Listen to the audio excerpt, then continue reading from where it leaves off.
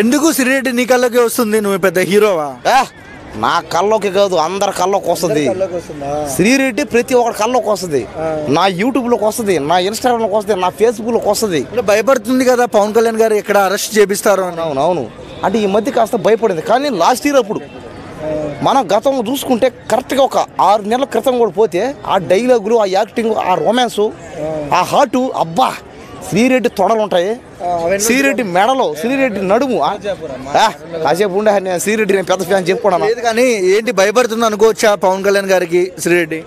శ్రీరెడ్డికి ఇంకా భయపడింది అంతే. ఇంకా ఎందుకంటే అరెస్ట్ చేస్తారు, ఎందుకంటే మాటలు అబ్బా దారుణమైన మాటలతో పాటు ఫిగర్ కూడా బాగానే ఉంటుంది. కానీ ఏంటంటే ఫిగర్కి కాస్త పెదలు లావుగా ఉంటాయి, అంత మాత్రం ఉంటుంది. కానీ శ్రీరెడ్డి లాంటి యాక్టర్ ఎక్కడ లేదు బ్రో. నిన్ను ఎగిరేసి కొడతారు బ్రో ఆవిడ యాక్టర్ అంటే.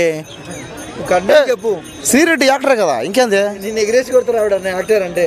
సరే అదేలే, రొమాంటిక్ స్టార్, అది కూడా అనొద్దులే. కానీ సో ఏంటి నెక్స్ట్ అరెస్ట్ ఆవిడ అనుకోవచ్చా? అదే ఖచ్చితంగా. ఎందుకంటే శ్రీరెడ్డి చేసిన మాటలు, శ్రీరెడ్డి చేసిన ఘాటు వ్యాఖ్యలు, శ్రీరెడ్డి రియాలిటీలో చేసిన కొన్ని అదే అన్నీ ఏమైనా అనుకో. కాబట్టి శ్రీరెడ్డి ఇలా మాట్లాడడం కరెక్ట్ కాదు. అది శ్రీరెడ్డిని అసలు ఫస్ట్ ఆఫ్ ఆల్ శ్రీరెడ్డిని అరెస్ట్ చేయాలి.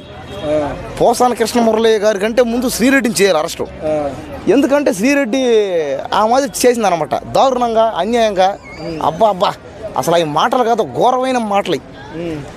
ఏంటంటే శ్రీరెడ్డి ఉండేది గమ్మున ఉండక ఏం మాడింది, ఎన్నెన్నో మాట్లాడింది దారుణాలు. నెక్స్ట్ లేదన్నా, నెక్స్ట్ అరెస్ట్ ఎవరెవరు చేయొచ్చు?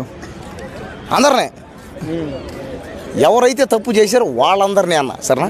కాబట్టి శ్రీరెడ్డికి మాత్రం నేను రియాలిటీలో నిజ జీవితంలో ఫ్యాన్ని. ఎందుకంటే శ్రీరెడ్డి డైలాగులు కానీ, ఆ రొమాంటిక్ యాక్టింగ్ కానీ నాకు ప్రతిరోజు నాకు శ్రీరెడ్డిని చూసినప్పుడల్లా నాకు గిల కొట్టేసుకుంటుంది బాడీ. అబ్బా శ్రీరెడ్డి ప్రతిరోజు నా కళ్ళకు రావడం, నన్ను ఆశ పెట్టడం, పొద్దున్న లేచేసరికి శ్రీరెడ్డి ఎక్కడెక్కడికో పోవడం.